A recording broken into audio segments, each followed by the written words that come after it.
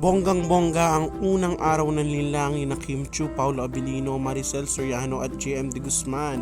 Happy ang mga fans pati na rin ang buong cast and crew and staff director ng nasabing hit serye dahil panalong-panalo, waging-wagi ang linlang. Hindi lang sa social media pati na rin sa ratings at ads.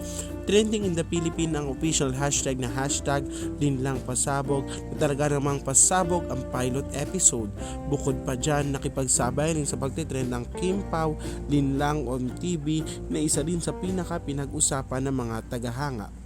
Pagdating naman sa TV ratings, natalo nito ang katapat na palabas sa Love Die Repeat na mayroong rating na 9.0% na lamang sa 7.3 ng kalabang palabas.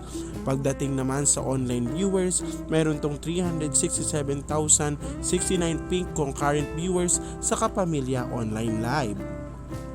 Happy naman si Sir Eric Jansalot at sinabing, Kim Pao, you did not disappoint, galing, hashtag linlang the teleserye version.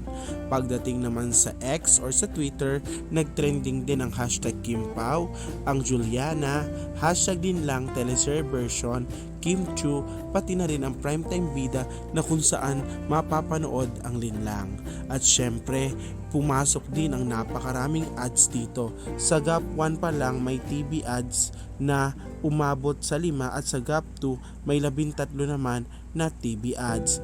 Talagang napakaraming ads ang ipinasok dito na nagsasabi o nagpapakita kung gaano kalakas ang serye at kung gaano katiwala ang mga advertiser sa linlang ni Kim Chiu at Paolo Abilino.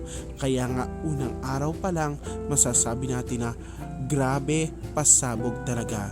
Congratulations dahil bukod sa success ito, kitang-kita ang napakahusay na pag-arte ni Kim Chiu pati na rin ng ibang mga cast.